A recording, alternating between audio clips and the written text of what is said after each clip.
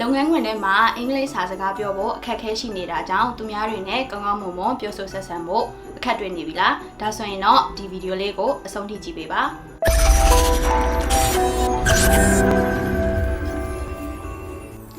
အားလုံးပဲမင်္ဂလာပါ GYS က Teacher Show မှာအခုလက်ရှိ GYS မှာ Business English ဆိုတဲ့လုပ်ငန်းခွင်သုံးအင်္ဂလိပ်စာကိုသင်ကြားပေးနေတဲ့ Teacher ဖြစ်ပါတယ်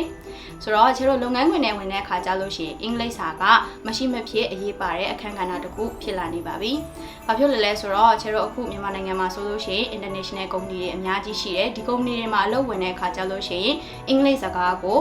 ဒီလိုမျိုးနေ့စဉ်သုံးဘာသာစကားအဖြစ်အသုံးပြုရတဲ့အခါမှာသူများနဲ့ရှင်လိုက်လို့ရှိရင်ကိုယ့်ရဲ့အင်္ဂလိပ်စာအရေးချင်းကနည်းနေတယ်ဆိုလို့ရှိရင်လုပ်ငန်းခွင်ထဲမှာထင်ထားသလောက်ကိုလိုချင်တဲ့အလုပ်ကင်ခွင့်လည်းမရတာမျိုးတွေရှိနိုင်ပါတယ်။ဒါကြောင့်မို့လို့အင်္ဂလိပ်စာကအရေးပါတဲ့အခန်းကဏ္ဍတစ်ခုမှာပါဝင်နေပါတယ်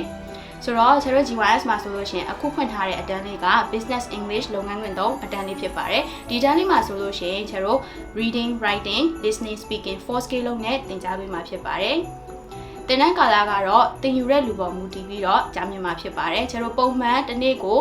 lesson တစ်ခုလေ့လာသွားတယ် exercise တွေလုပ်သွားတယ်ဆိုလို့ရှိရင်တစ်ပတ်မှာ lesson 3ခုလောက်လေ့လာလို့ရပါတယ်ဒါဆိုရင်တော့သင်တန်းကာလကတော့တူတူနဲ့ပြီးတော့မှာပေါ့နော်ဆိုတော့ဒီအထက်မှာဘာတွေပါမလဲဆိုလို့ရှိရင်ကျွန်တော်ကဒီလုပ်ငန်းခွင်ထဲမှာမရှိမဖြစ်သုံးရမယ့်စကားလုံးတွေပြီးတော့အသုံးအနှုန်းတွေ speaking လေ့ကျင့်ခန်းတွေပြီးတော့ဒီလိုမျိုးလုပ်ငန်းခွင်နဲ့ပတ်သက်တဲ့ဗဟုသုတတွေကိုထည့်သွင်းပြီးတော့သင်ကြားပေးတော့မှာဖြစ်ပါတယ်ဒီတန်းလေးကို join ဖို့စိတ်ဝင်စားရဲဆိုလို့ရှိရင်အခုကျွန်တော် page ရဲ့ messenger မှာပဲဖြစ်ဖြစ် comment ထဲမှာပဲဖြစ်ဖြစ်ပြောခဲ့လို့ရပါတယ်အားလုံးကိုကျေးဇူးတင်ပါတယ် bye